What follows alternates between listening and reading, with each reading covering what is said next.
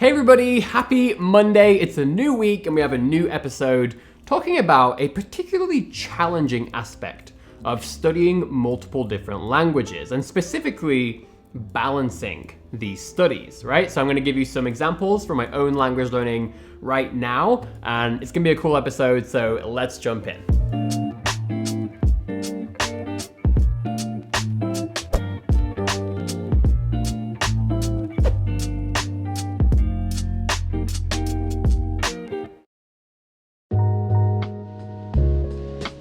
So today's video is another one that's been inspired by my weekly language learning diary entries on my Patreon page. It's really becoming a fascinating part of my workflow because it gives me a structured way to reflect on my own learning right now, and I get comments from my Patreon supporters and it really helps to develop the idea into a video. So for anyone else who wants to join that community, I'll leave a link in the description.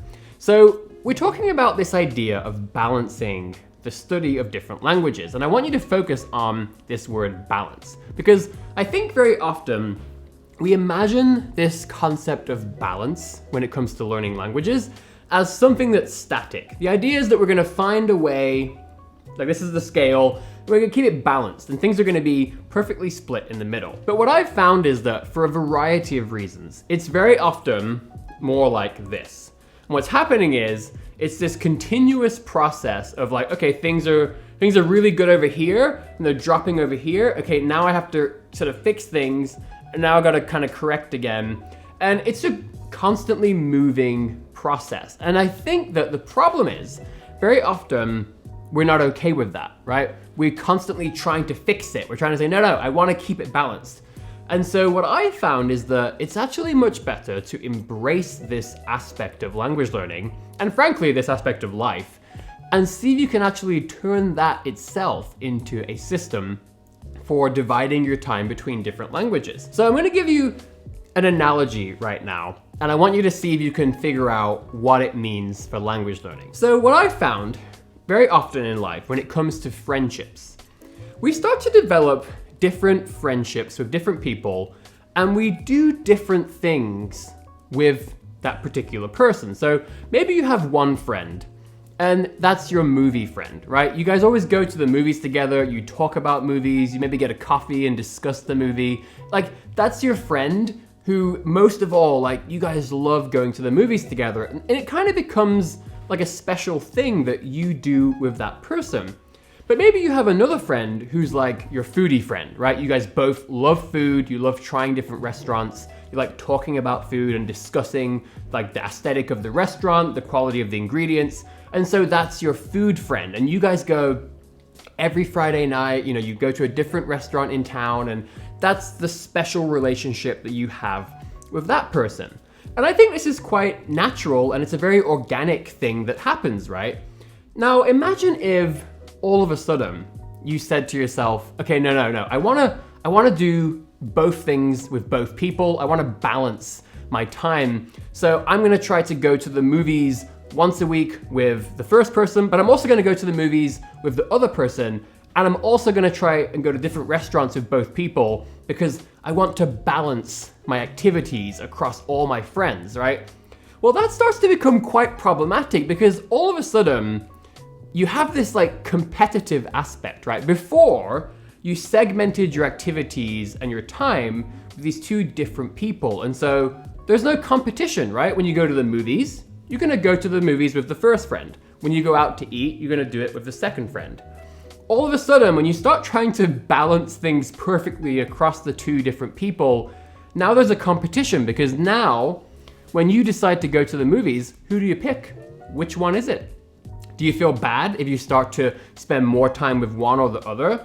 So this, I find, is actually very similar to how it works with languages. When we're studying 3 languages, there's often a tendency to, we want to balance our time, but also our emotional aspect, our emotional relationship with each language equally.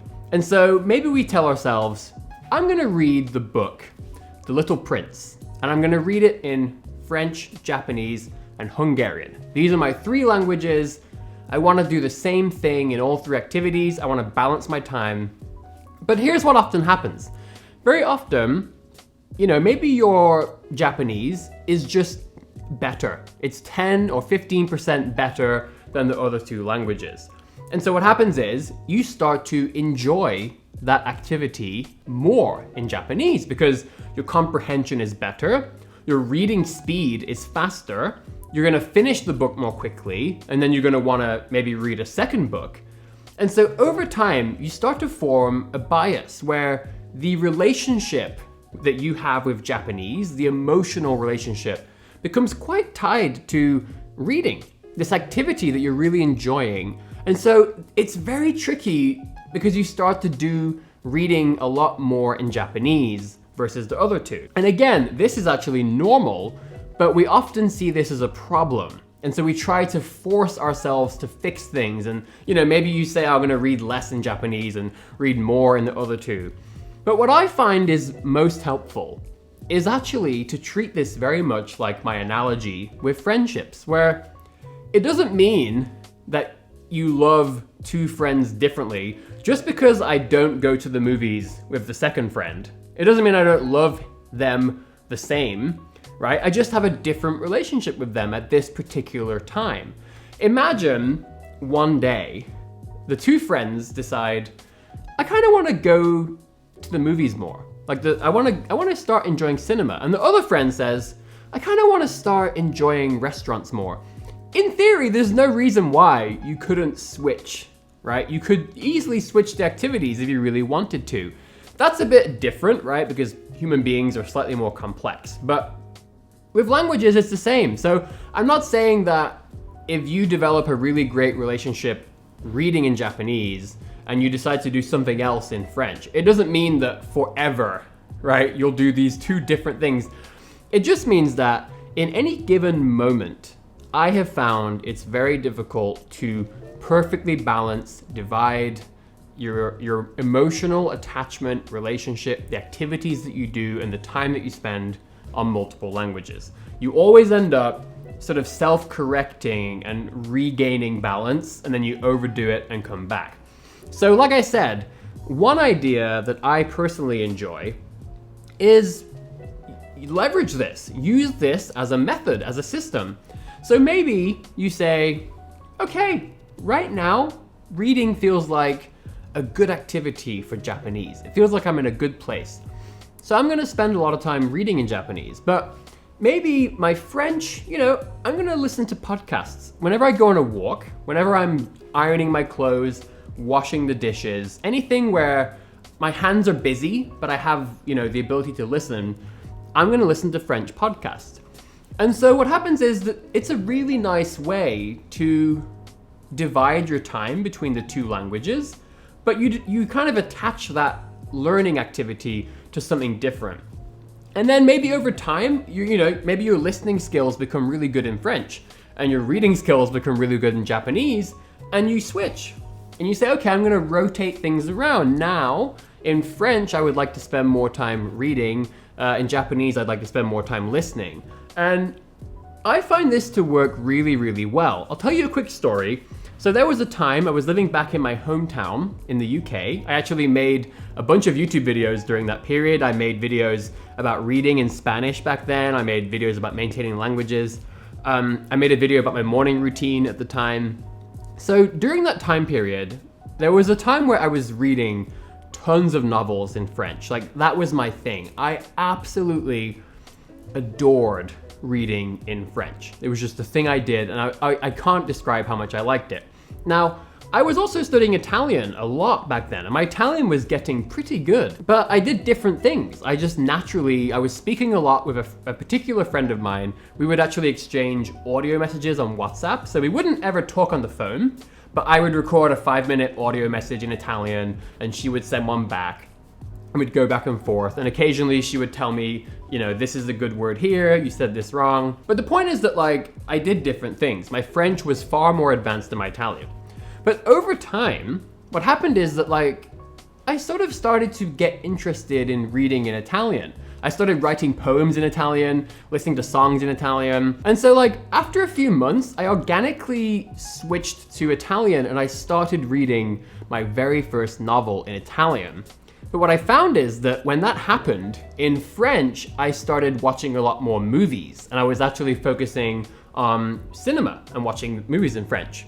Now, in the first time period, so when I was doing a lot of reading in French and, speaking in Italian, I used to study Russian on Babbel whenever I would walk in and out of the town. So whenever I was walking to town and back, I would do Babbel Russian lessons. I found that in the second time period, for whatever reason, I started using those walks to do German listening. So I was listening to German episodes of Easy German, and that's the thing. So the whole point of that story is just to say that there's this organic shift. There's an organic sort of ebb and flow in every single language that you study, and I think that is okay. It's just that back then, I was spending like 6, 7, 8 hours per day learning languages, and so I didn't really notice the ebb and flow so much because I still got loads of stuff done.